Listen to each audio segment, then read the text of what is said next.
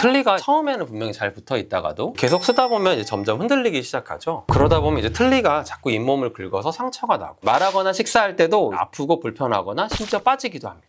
굉장히 속상한 이야기지만 틀니는 원래 불편한 거야, 그냥 참고 사용하시는 분들도 정말 많습니다. 그런데 만 신경 쓰셔도 이런 불편함 확 좋아집니다.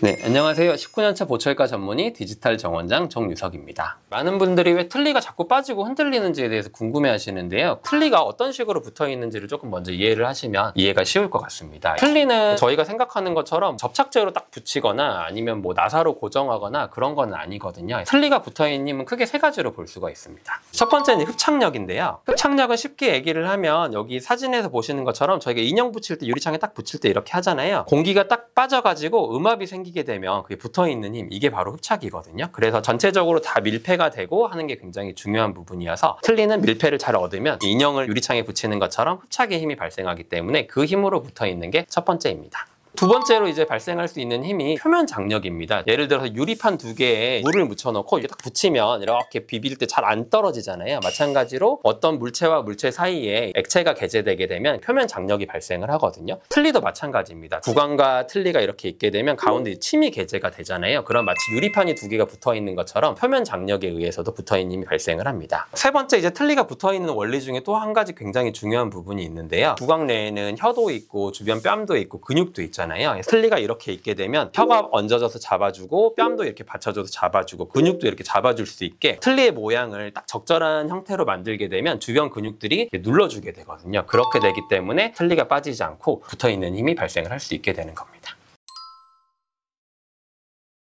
틀니가 자꾸 흔들리고 빠지게 되는 거, 아까 말씀드렸던 원리에 반대가 되는 현상이 발생을 하게 되기 때문에 이제 틀니가 헐겁고 자꾸 빠지게 되는 겁니다. 첫 번째는 아까 흡착력이라고 말씀드렸잖아요. 틀니는 처음엔 이제 밀폐가 잘 되게 만들었다고 하더라도 시간이 지나면 뼈가 점점 흡수가 되게 되는데요. 여기 사진에서 보시는 것처럼 치아를 빼게 되면 잇몸뼈가 어떻게 변하는지에 대해서 사진으로 조금 보여주는데요. 치아를 빼고 나면 처음엔 이렇게 구멍이 엄폭 패였다가 동글동글해지면 점점 낮아지게 됩니다. 이렇게 굉장히 많이 변하게 되거든요. 그러면 틀니가 분명히 딱 맞았다가도 중간에 틈이 많이 발생을 하겠죠. 그러면 주변을 밀폐해주는 힘이 부족해지기 때문에 틀니가 헐거워지게 되는 겁니다. 두 번째는 아까 이제 타액이 개재돼서 이제 표면 장력 때문에 붙어 있다고 말씀을 드렸잖아요. 틀니를 사용하시는 분들 중에 많은 분들이 이제 연세가 많으시고 하다 보니까 타액선에서 침이 많이 안 나오시고 입안이 굉장히 건조해지시는 분들이 많습니다. 타액이 없게 되면 이제 아무래도 틀니가 붙어 있는 힘이 굉장히 약해지거든요. 그래서 제가 말씀드리고 싶은 팁 중에 하나는 이제 틀니가 자꾸 떨어진다 그러면 이제 평소에 이제 물을 많이 드시는 겁니다. 그래서 물을 많이 드시게 되면 침이 조금 덜 나오더라도 타액이 개재가 되는 부분이 다시 회복이 되고요. 틀니를 끼실 때 그냥 이제 마른 상태로 끼시는 분들도 계신데 가급적이면 물을 적셔가지고 틀니를 끼게 되시면 그런 액체가 좀 개재되는 부분들이 다시 발휘가 되기 때문에 틀니가 좀 더 유지가 될 수 있습니다. 그리고 맨날 물을 넣을 수는 없잖아요. 그렇기 때문에 필요하다고 하면 이제 인공 타액 같은 경우를 좀 가지고 다니시면서 사용을 하시게 되면 표면 장력에 대한 부분을 좀 회복할 수 있기 때문에 틀니가 많이 헐거우신 분들은 물을 자주 드시고 물을 묻혀주시고 이런 것들이 굉장한 팁이 될 것 같습니다. 또 세 번째로 근육이라든지 그런 것들이 잡아주기 때문이라고 말씀을 드렸잖아요. 처음에 이제 만들 때부터 이런 근육의 힘이 잘 이용될 수 있게 만들어야 됩니다. 과거에는 이제 틀니가 무조건 크면 좋다고 넓을수록 힘을 분산해준다 해서 굉장히 넓게 만들었는데요. 그러다 보니까 이제 아래 틀니가 붙어있지 않고 힘들다 이런 얘기들을 많이 했습니다. 저번 제가 영상에서도 한번 말씀드렸다시피 BPS 방법이라든지 그런 방법을 이용을 해서 환자분들의 근육의 움직임이라든지 환자분들이 만들어주는 틀니의 테두리를 만들게 되면 전체적인 근육의 조화롭게 환자분들이 말을 하거나 입을 벌리거나 침을 삼키거나 그럴 때 이제 근육의 움직임을 따라서 만든 틀니이기 때문에 아무래도 근육이 이제 밀어내는 부분이 없어서 붙어있는 힘이 더 좋거든요. 또 한 가지 예를 들어 설명을 드리면 여기 사진에서 보시면 화살표로 이렇게 빨간색으로 표시가 된 부분 있잖아요. 저긴 이제 마세터 머슬이라고 저작을 관여하는 그런 근육이 지나가는 부착부입니다. 그래서 그 부분을 근육이 이렇게 와서 당겨주기 때문에 힘을 받을 때 저게 이렇게 밀려 들어오거든요. 그런 부분은 약간 틀니를 오목하게 만들어줘야 됩니다. 근데 그거를 고려를 하지 않고 그냥 만들게 되면 저런 부분이 기능을 할 때 자꾸 닿아서 이제 틀니가 떨어지게 되는 거거든요. 근육이랑 좀 조화롭게 만들어야 되는 부분도 중요해서 그런 부분도 좀 고려해서 환자의 구강이 만들어주는 방식으로 틀니를 만들면 좀 좋을 것 같습니다.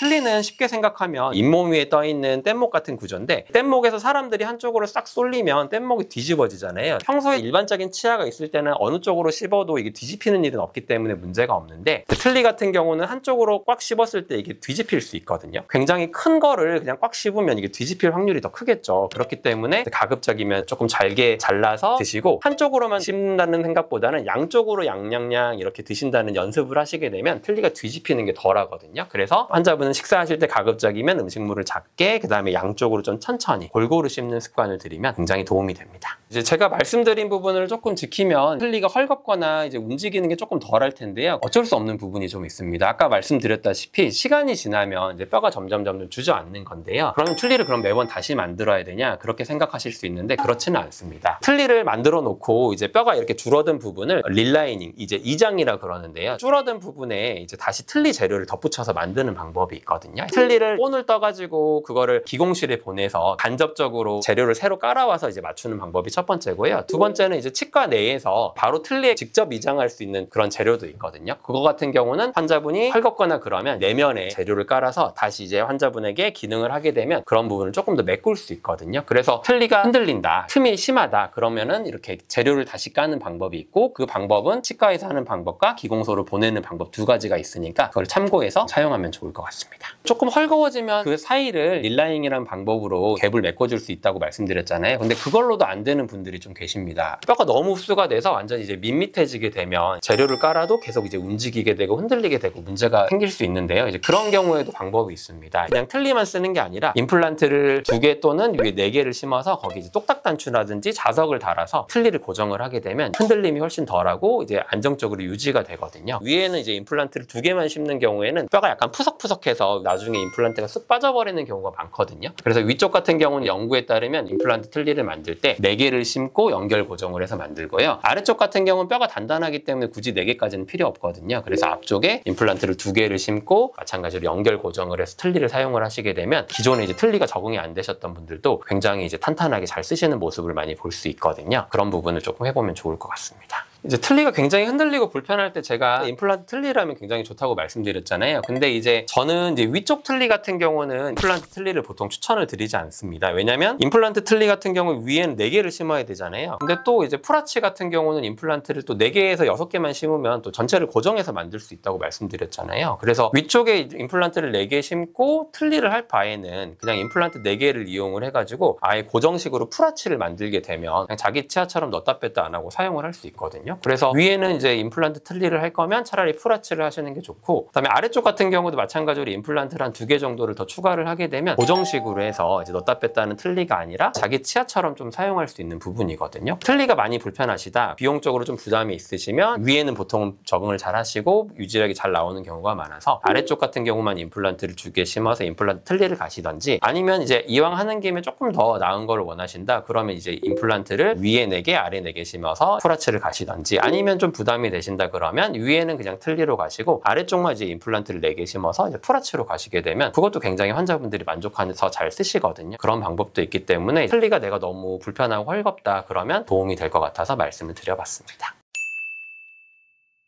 오늘은 이제 틀니가 헐겁게 되는 원인과 그걸 어떻게 이제 대응을 해야 될지, 해결책이 무엇일지 말씀을 드렸는데요. 요약해드리면 침이 이렇게 있어야 이제 틀니가 잘 안 빠지기 때문에 이제 물도 많이 드시고 물도 묻혀서 틀니를 사용을 하시고, 틀니가 점점 뼈가 내려가서 헐겁다고 하면 밑에 재료를 까는 이장이라는 방법이 있으니 그걸 하시면 좋고요. 보험이 되기도 하거든요. 그래서 너무 비용 걱정하지 마시고 틀니가 좀 오래돼서 많이 헐겁다 그러면 릴라이닝이라는 방법을 해보시고, 마지막으로 그래도 안 되는 경우에는 이제 임플란트 틀니라든지 이제 풀아치라는 방법도 있기 때문에 그런 거를 잘 활용을 하셔서 예전처럼 식사 맛있게 좀 하시면 좋겠습니다. 지금까지 디지털 정원장 정유석이었습니다. 감사합니다.